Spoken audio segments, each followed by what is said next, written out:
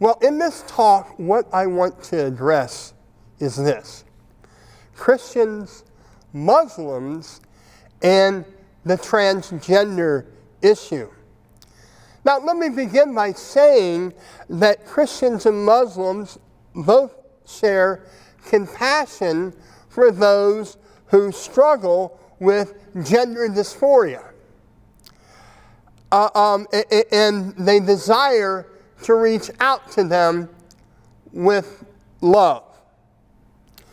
However, it's become abundantly clear that the LGBTQ plus political activism has expanded its vision of what they want to achieve. Back in the 1990s, you may remember that the acronym consisted of the L, B, and G. And from there, it expanded later on in the 2000s. And it has been increasingly embraced by a wider LGBT rights movement, and is currently widespread today.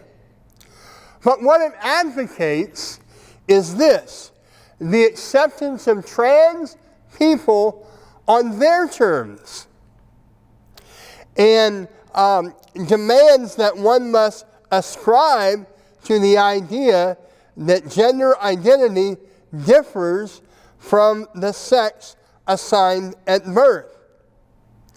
And this idea must be accepted despite what one's religious views might be. So, inculcated in this is the idea of expressive individualism. One must be able to express what one's desires, and so that trumps religious freedom. So I think that's what we're seeing today. And indeed, the normalization of the statement, "I feel like a woman trapped in a man's body," seems incongruent to many Christians and Muslims, even perceived as detrimental to society. But it's becoming the norm in society. And again, the move is not just the norm, but it's become demanded that everybody conform to this.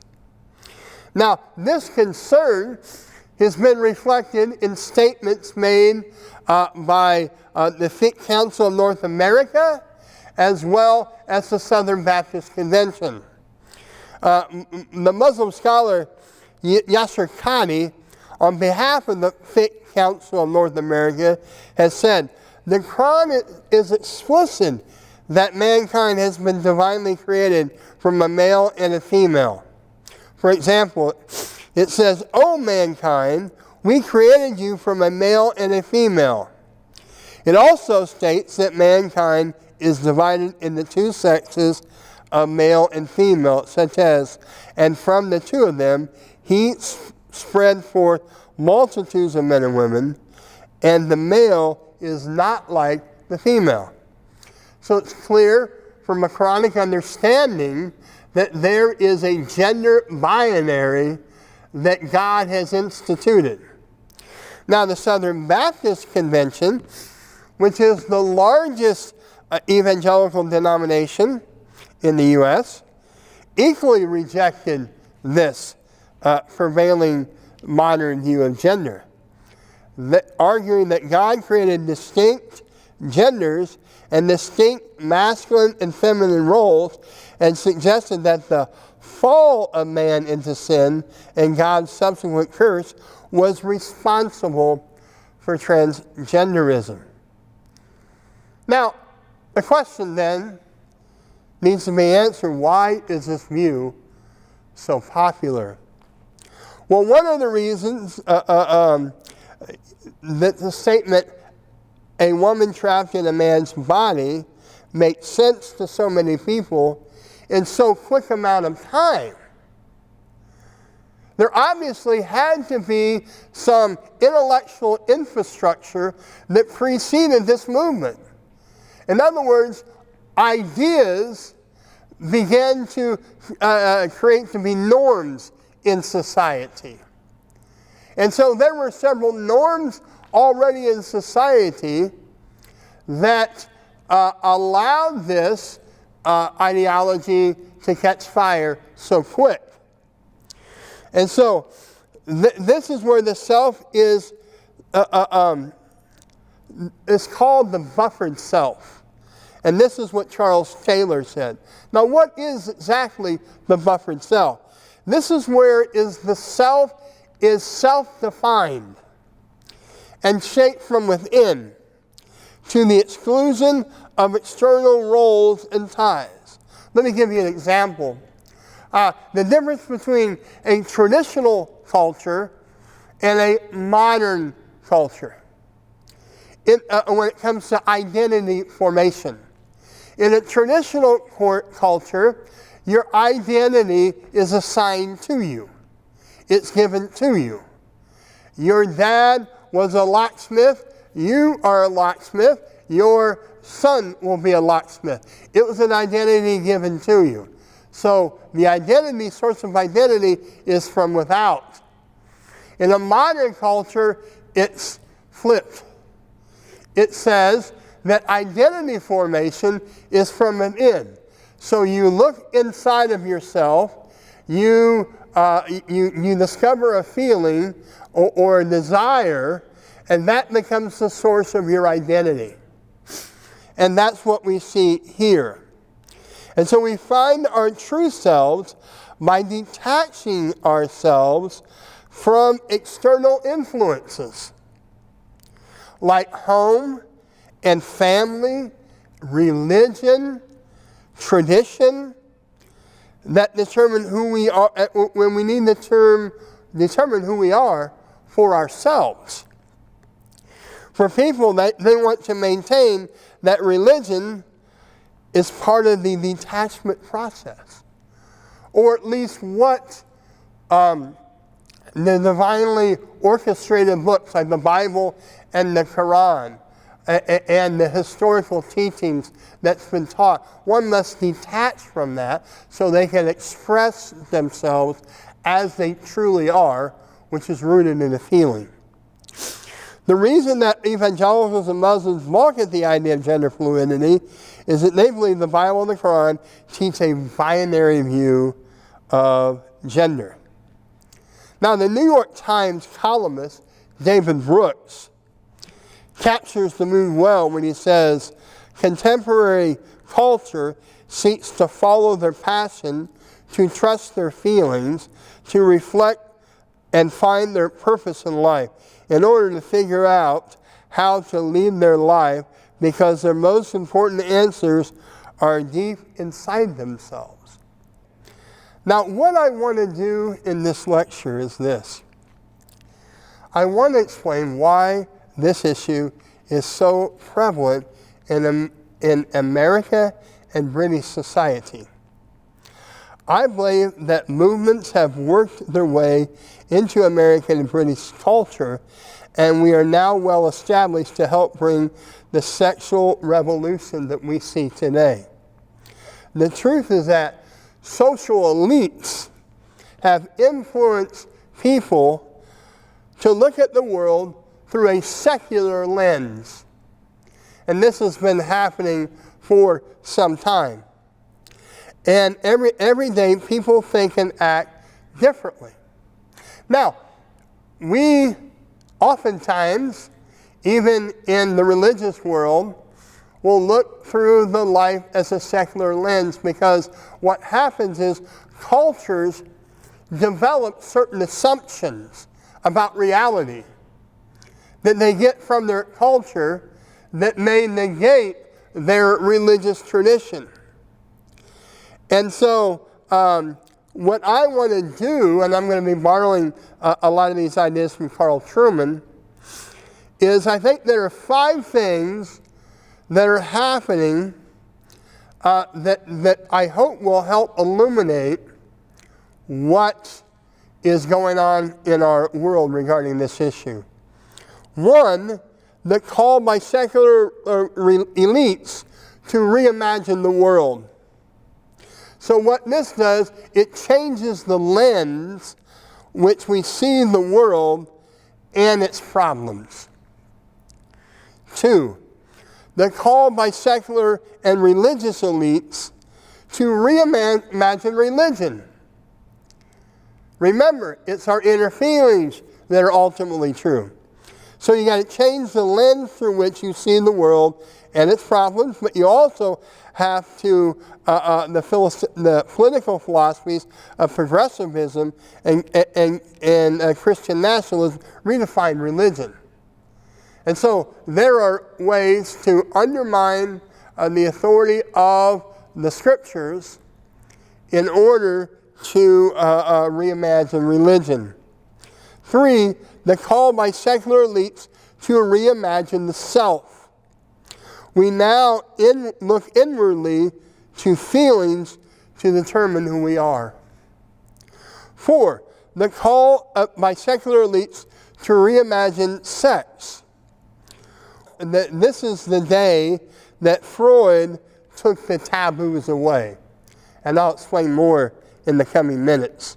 And five, the call by the secular elites to reimagine politics. Politics must be part of everyday life. And so those are the five things I'm going to address. One, the call to reimagine the world. How did this happen so quickly? The way that people think about the world, through assumptions that have been developed over time, shapes how people think and act out in the world. The new social imagination has produced societal institutions, like the public school, that carry out their values to our children. And what I have gathered, because I have a lot of relationships both here in the United States between Muslims and Christians, the same is true in the UK, is that one thing that's constant between those two spheres is this, is that they're all concerned about what is going in the public school classroom. And so that's important. Now, according to Philip Reeve, we now live in an age in the West where the dominant culture rejects any transcendent sacred order and is thus foundationally different from what preceded it. So Charles Taylor refers to the two beneficial words that result in two ways to understand these two worlds. The first world is called the mimetic view of the world. This means we get our meaning and purpose from God. It regards the world of having a certain order, a given meaning, and thus sees human beings as required to discover that meaning and conform themselves to it. And that there's a moral structure to the universe, that there is a design for men and women. With that idea, the world has a given order, and in the case of Christians and Muslims, that given order is discovered through the revelation that comes from God. This means God's revelation was given by God and is inerrant. And so for the Christian and the Muslim, they both believe the same thing. Now, the counter view today is the poiesis view. And that means getting meaning and purpose by looking to self. Poiesis, by contrast, sees the world as impersonal, new, raw material, out of which meaning and purpose is created. So when it comes to men and women, the idea of gender, they don't believe one has to be constrained by a religious tradition To the contrary, gender can be fluid. And so it can change according to one's inner feelings. So, in an article by the Scientific America titled "What the Science in Gender Affirming Care for Transgender Kids Really Shows," in that article, it didn't even deal with the biological realities of gender. It was the psychological effects of gender that was scientifically analyzed. But the basis of which, that there may be a certain design and certain norms between men and women, that wasn't even a category. Well, that comes from a poesis worldview. Now, what has happened from a religious perspective is that modern society has dethroned God and enthroned self. Our culture has abandoned long-established moral standards, thrown off restraint, and now encourages people to seek fulfillment in their preferences and passions.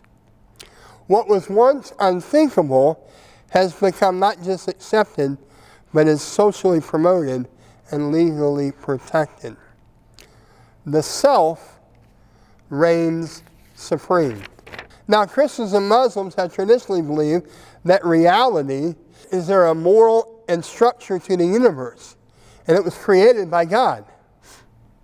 God created the world, thus bears the stamp of God's design, and it is every person's responsibility to recognize and respond to the design of the Creator. This means that man's purpose, meaning, and fulfillment are found not in pursuit of deeply felt preferences and passions, but in a relationship with God. God calls us to deny our passions that go against His design. 2, the call to reimagine religion. Remember, this means that man's purpose, meaning, and fulfillment are not in the pursuit of deeply felt preferences and passions, but in relationship with God. That's what we've discovered. Now, the call to reimagine religion then seeks to have divine revelation comport with inner feelings. And so the religion of the secular elite is centered on the humanistic ethic of social justice. The secular religious elites want to reimagine religion in our day in 2 different ways, undergirded by 2 completely different stories. Now, the progressive story sees most, if not all, of human history as the history of oppression, which religion plays a major part. And so what religion has done, it has oppressed those who are sexual minorities. And so what needs to happen is we need to change that, and that is done through the understanding of a humanistic ethic of social justice. Because the human story is a long struggle between oppressor and oppressed groups, creating an oppressive system, a systemic oppressive system. I'm sure you noticed the Marx ideas that were reflected in what I just said. And through progressive politics, these things must be torn down. What progressive religion does, it uses religion and progressive politics to address injustices in the world. The injustice to be examined today is focused on the sexual revolution and transgenderism in particular. One of their central critiques is divine revelation, in particular regarding its tradition on human sexuality and how it needs to be reinterpreted for a contemporary audience. The primary focus of progressive religion is to bring about a specific type of social change, focusing on progressive political solutions. And so progressive religion then forms beliefs using primarily feelings and instead of strict exegesis, which evangelicals see as mitigating against orthodox theology. Muslims do the same. Okay, progressive religion is rooted in a political philosophy of progressivism. And so we see that. But what's interesting is the alternative. The Christian nationalism is also a political co-opting position. And it seeks to conflate American identity with religious identity. It seeks to merge Christian and American identities, distorting the Christian faith in America. So I think that is important to bring out, because Christian nationalism is not the solution to this. It's undergirded by the idea that this belief sees America as enjoying a special relationship with God, and Christians must keep it Christian. And this is why the Muslim travel ban was so popular among Trump voters, because of the idea, if Christians' job is to keep it Christian, Muslims would be a threat. And so this is not an option either, in my opinion. Now, the third thing is to call to reimagine the self. And as I said earlier, traditional culture, identity is determined by society. Modern culture, you are determined by the individual. A society's understanding of the notion of self, according to Carl Trueman, has broad implications for the cultural, moral, and political spheres.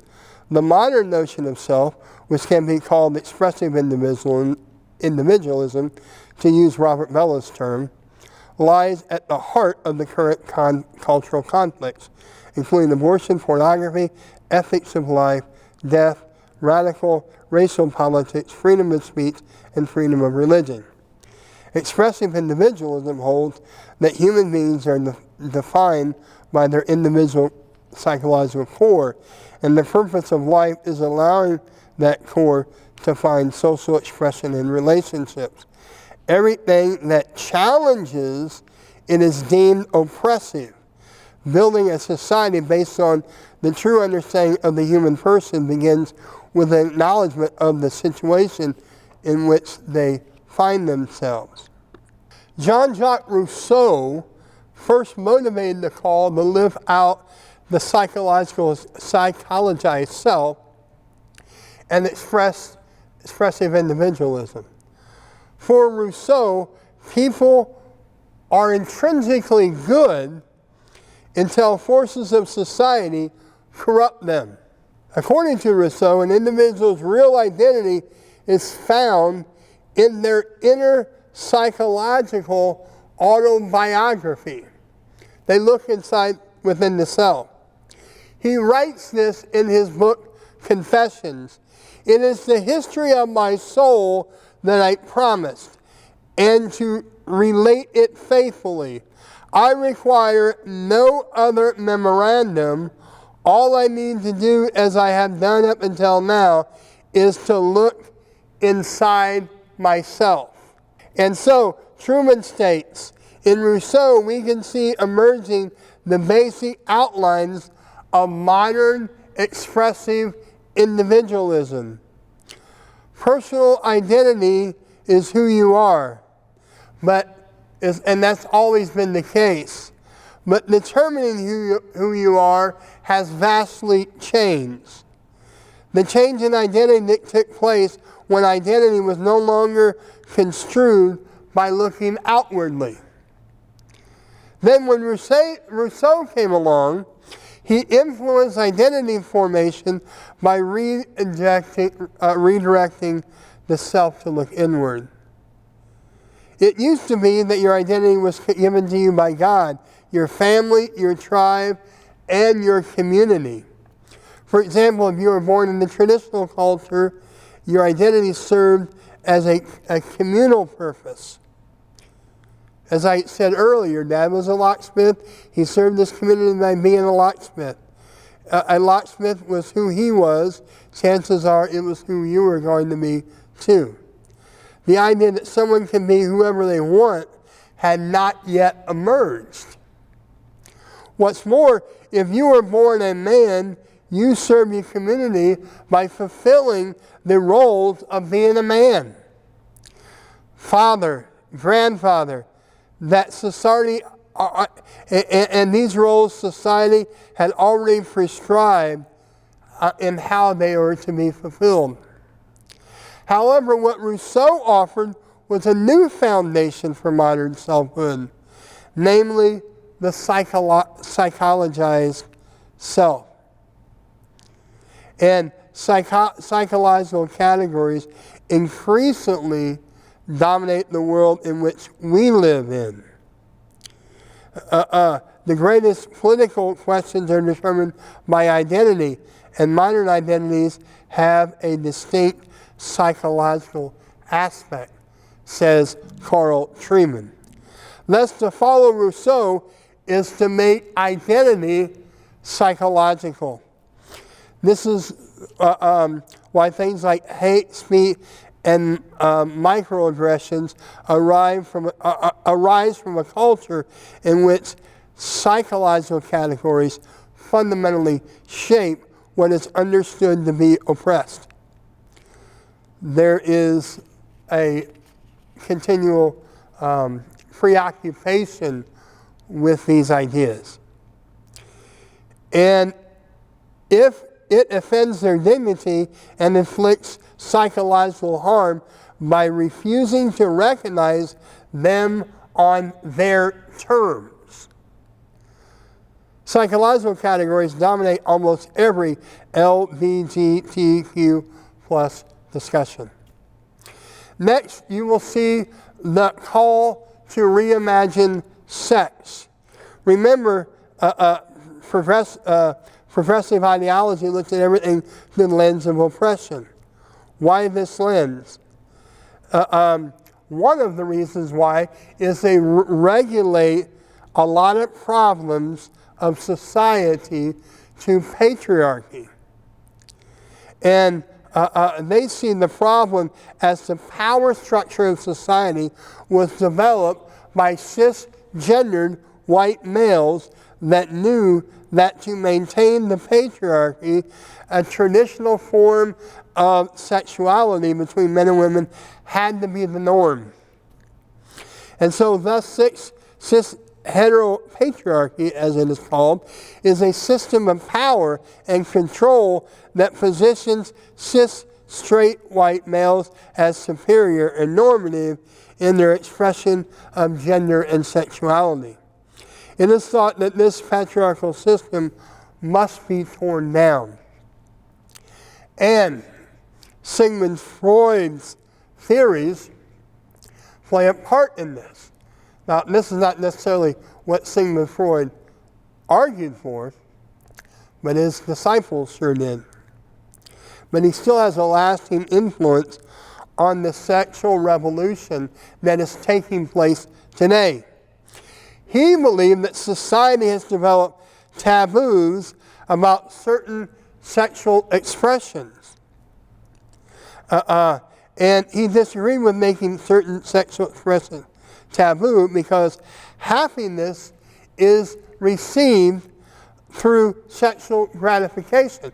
So if happiness is the goal, and that happiness is achieved through sexual gratification, then we should remove some of those taboos so people can be truly happy.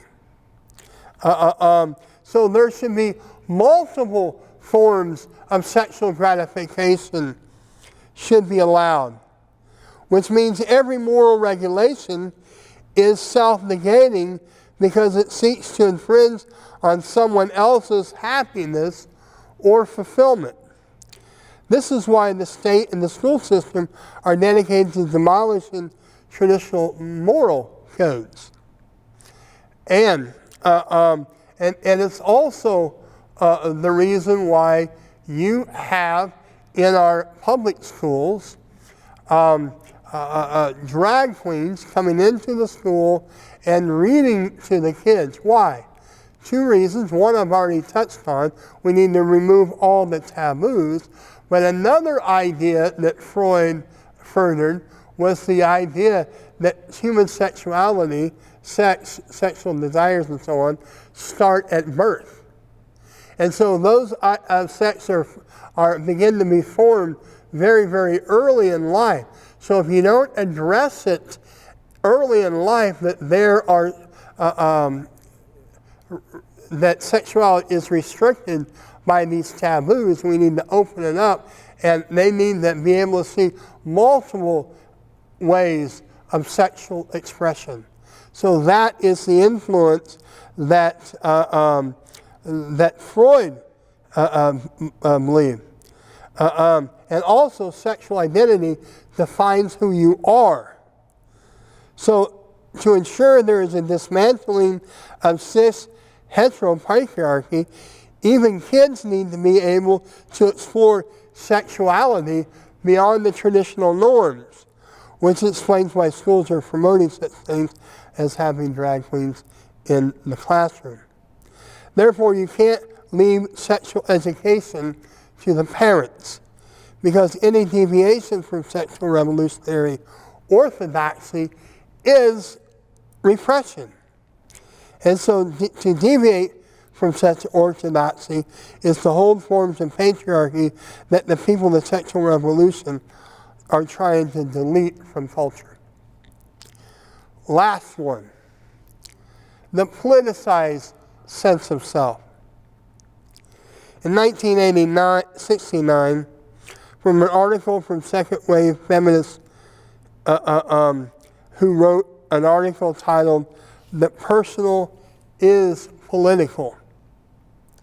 And it emphasized women issues are all the political issues that need political intervention to generate change. So instead of politics being performed in the halls of Congress and in the voting booth, politics is worked out in all of life. And we've seen this in sporting events, and we've seen this in different stars, movie stars and so on. They always bring their politics. They use their platform to be able to give way to a political revolutionary. To follow Freud is to make identity sexual. To follow Marx is to make identity political. So to transform society politically, one must transform society psychologically and sexually. In conclusion, what I'm talking about today, one, there's been a call by secular elites to reimagine the world. They change the lens by which you look at the world. Two, the call by secular and religious elites to reimagine religion. Religion is not primarily built on divine revelation that is that's eternal, but rather it can change over time. The call by secular elites to reimagine the self. We look inwardly to feelings to determine who we are. Four, the call by secular elites to reimagine sex. And this is the day that Freud took the taboos away. And the last one we just mentioned, the call by secular elites to reimagine politics. It must invade all of life. Thank you.